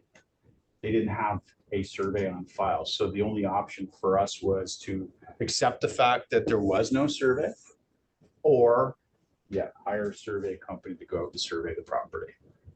What's the cost? Three-ish is my guess. Three-ish. It's going to be depending upon location, because there could be travel expenses and size. So if we're talking a 10-acre property, it's not 3,000, it'd be a whole lot more. Okay. Yeah. Yeah. Surveys are like 500. To have a survey company come out and survey a property, $500. I love it. You give me the number. I will share that one around. How important is that on, you know, non-rural? Be very important, right? Because if you're gonna build structure, like a pool on a property, and the municipal bylaws require it to be set back, what, 10 feet from the property line, whatever it looks like. So it's very important to have a survey. 'Cause there's been, people that have done pools, they've done additions, and that addition, that pool has gone into the neighbor's property, and now the neighbor, complains, and now you're taking that down. Or the pool is encroaching in that space and the city finds out. It's not a requirement that we as listing agents provide. No. Yeah, okay. No, the actual clause you standard or typically see would be the seller agrees to provide an existing survey, usually if in possession, to the buyer within 5 days of acceptance. Yeah, something to that effect. So you're saying existing if in possession of the seller, right? Yeah. Just one other thing with rural is well records. Well, yeah, what else about country? I sold a lot of country properties, by the way, too. So wells or Well, I septic. sold my first a year ago and I was surprised at how available well records are. The whole Yeah. database you can search up Ontario is like 100%. wells. So whenever our realtors actually work in the rural space, we have some that do, just reach out to me. I'll give you like a basic, schedule of what you need to look for, because there's all kinds of things. I'll just throw a couple out. So we talked about well, talked about septic, but go back to the well. So the well, the two things you're looking for there is the potability of the well, and the quality of the well, right? So potability being how quickly will the well refresh, and can you run a shower, your kitchen sink, and a laundry cycle at the same time, right? Right. So, and then of course, the other one is what's the quality? And so you get these little water jar bottles, fill it up, and you take it to the local municipality, and they'll test the water. Because in Wyerton, which is out by Owen Sound, I don't know if everybody remembers 20 odd years ago, they had the E. coli crisis. It's farmland, right? So That was Walkerton. oh yes, Walker. Yeah, it's nearby. Yeah, you got it. Yeah, Same Wyerton is the groundhog. Yeah, Yeah, Wyerton Willie. same neighborhood. I had a friend, he was a senior vice president of TD Bank. His daughter almost actually passed away. He was from Washington. And what happened was all the farmers, what do they use for fertilizer? Manure. What's manure again? Yeah. So that all got into the water table, and then the municipality had failures in their treatment process for the water. And so the water that was getting to the tap of the people living in the area was poisoned by E. coli, and people died. So you need to test for those things. You're out in the rural area. Are you on roads that get plowed in the wintertime? These are questions you're going to have to ask, right? Because you put somebody up in a rural area and it's a unserviced road, and you don't get it plowed, you're stuck in your house. What kind of heating source? Are you oil? Are you propane? Because you're typically not going to be forced air gas. Are you electric? That means you have to hire on a contract somebody to deliver you oil or propane. That's not an inexpensive thing. I know that because my youngest brother owns a company that does that for farmers and people in rural Caledon, Halton, Wellington. That's my brother's business. Yeah. 5 in the morning. Ooh, cow. Okay. 5 in the morning. Let's go to what do you charge? That's my fee for service model. God, I said I was going to do an hour. What's going on here, Matt? I gave this to you last week, the fee for service. That's your deluxe premium economy thing. Okay. Let's go next page. Next page is talking points, it should say, right, Matt? That's the end of this. And then I might hold on a second here. It's the end of mine. What? There's no more? Well, I might have spoke to different. I got a thing that says talking points. You don't have talking points? No, Don't have. right there. Oh, that's. This thing here. That one doesn't have Actually, I can get through this in 5 minutes. No problem. You had the psychology thing up there as well, the psychology of objection handling. We're gonna dive more into that with Emilio, part of our 3-hour process there. But in that process there, there's 6 steps. This comes from Harvard. I gave this to Emilio because I used this in my thesis when I was writing an objection handling stuff. But agree with them kind of thing, build the rapport, state back the objection to them so that you're acknowledging it with them. And then, provide basically the solution for it. Yeah. We got RAB format, right? Repeat, approve, and build agreement is the kind of small formula of the RAB approach. Okay, talking points. The only 2, I'll highlight, I'll do 3 of those. So let's go with number 2. These are objection handling dialogues that you're going to be asked questions for, right? So another realtor said they would cut your commission. You think you're going to have some potential seller state that to you, right? So there's a few dialogues for you to deal with it. I love number 2 and I love number 4. Number 2 says, if this realtor cannot even negotiate their own fee, how likely do you think they'll be able to negotiate the sale of your home? Again, that's a dialogue, practice, drill and rehearse it so that when somebody says, well, another realtor said they'd cut your commission, well, it's Raj. If that's the case, if that realtor can't even negotiate their own fee, how do you think it's likely that they're going to negotiate the top sale of your house? They're willing to give their money out of their pocket to you. How willing do you think they're going to keep your money in your pocket? You. Right? It's a simple, again, psychology. If I'm as a realtor giving it away and I'm not fighting for it, and what am I fighting for? The very first thing we talked about in class number 1, we have these things called our whys. I'm not fighting for my whys and I'm giving away my fee that easily. Gotta let the seller know that if I'm doing that to myself, if I don't value myself and my own fee, how the heck can you think I'm gonna value the sale price of your house and treat that as if it's my own money? I'm giving my own money away like that. Don't think I can give yours away that quickly. Right. Number 4, this is a kind of a variation of it. We are talking about a realtor who has already admitted that she does not even see value in themselves. Is that the realtor you want to represent you in the most valuable transaction in your life? There should be a change there. But essentially playing on that kind of same motive, right? That if I'm prepared to give it away, I don't see any value in what I'm doing. Because here's the thing. The consumer wants to do this to you. I guess I'll do this. They want to make you this.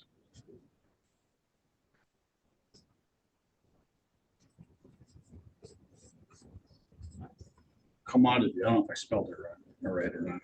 That's what happens with all spell check stuff, right? I have a master's degree and I had to make sure I think I spelled it right. A commodity. Does anybody know what a commodity is? You say, what's a commodity? Like gold, gas. Okay, so I'm not sure if I'm going to go with gas for a commodity right now. Has elements of it, but gold,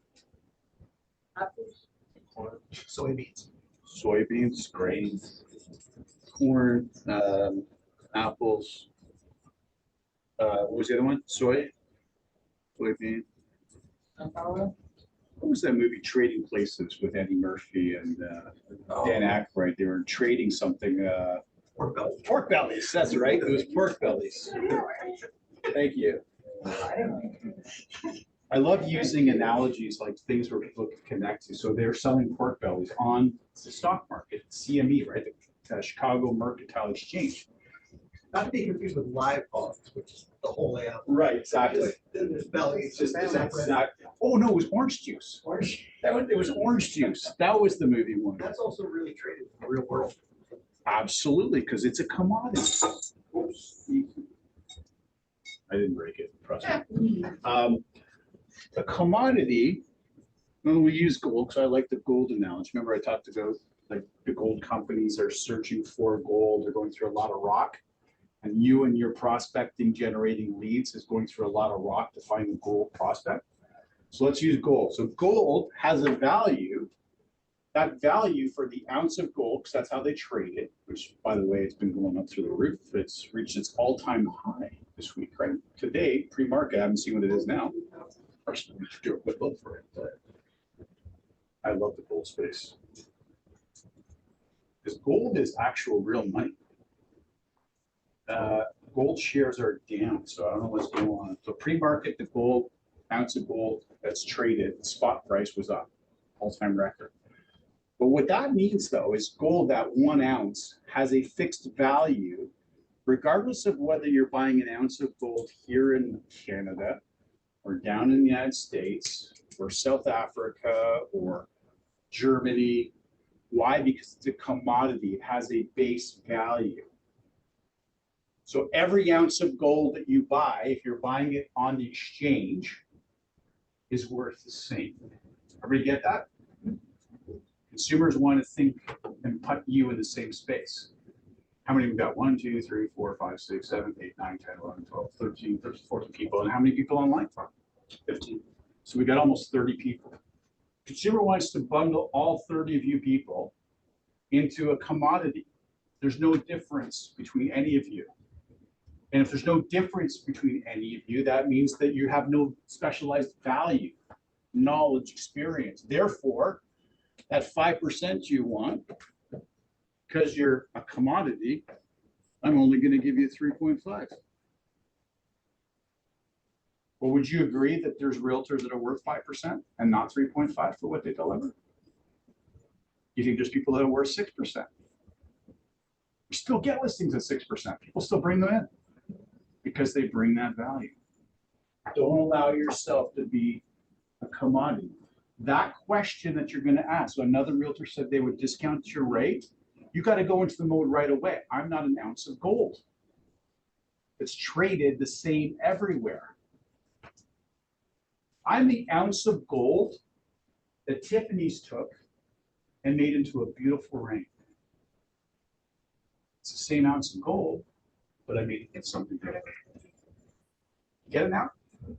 Don't let yourself go into the mode that they're thinking about, which, am I on camera? Yeah. That they want to envision you as, okay? Next one, I'll go, if it sells quickly, will you cut your commission? And I love it. So I like the first one. So if I do a really poor job and take longer to sell your house, you want to pay me more. That's the flip side of it, right? The flip side. So I execute, deliver, get this thing sold in 5 or 6 days, and you want me to reduce my fee? Okay. But if it takes more than that, you're going to pay me more. I'll sign on that. So it's these kind of questions you're going to get. You're going to get, will you cut your commission if I buy with you? You're going to get asked that question. Have a response. Know what to say, how to say it, and this is your job. It's your career. It's the dialogue communication. If you double end it, I talked about this last week. I'm in a bad way. Can you help me out? Remember what I told you about? You got to dig deeper about what does that mean? Listen, if you're a degenerate gambler, and you've gone out and wasted your equity, don't expect me to help you out. I've helped people out. I have one specific one that had health issues. I was out of charity, kindness of my heart. That's a different kind of help me out. But this is your business, as I keep going back to. You figure out how you want to transact your business. You can help people out that are gamblers, or investors, or decision makers. Or you can realize that they made adult decisions about themselves where they are. It's not your job to fix that problem.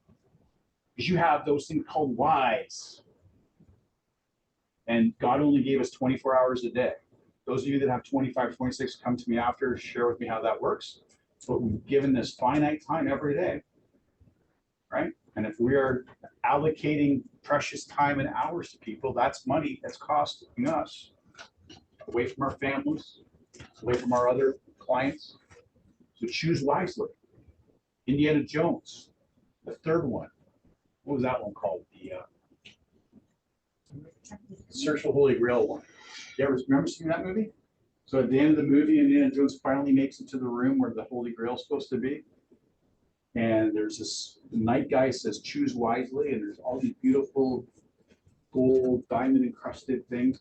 And there's this old stone kind of cup. That happened to be the one he should have picked. The Nazi guy came in and picked a flamboyant gold one, died, and then he picked the right one. Think of it that way. Choose wisely who you want to work with. They want to treat you like a commodity. If you choose that, there's consequences for you to do that. Make sense? Okay, I think I've gone past. It's okay, 7 minutes, 10 minutes past? 7 minutes past. 7 minutes past. And I said I would only be an hour with you, so you got bonus time with me. So next week, we're gonna do the negotiations, the one that I have got for you. And then the following week, budget 3 hours with Emilio. So Emilio is going to do case studies from Harvard with you. We're gonna get some prizes because you guys are gonna be put into little groups. No pressure, so don't miss it because you're like, oh my God, I'm gonna be in a group. Don't worry about it. It's all fun stuff. We're gonna use some sport kind of case studies to figure stuff out to help you guys along in your negotiation part of your career. Okay? We're gonna see you guys next week. Thanks for coming out and enjoy your weekend.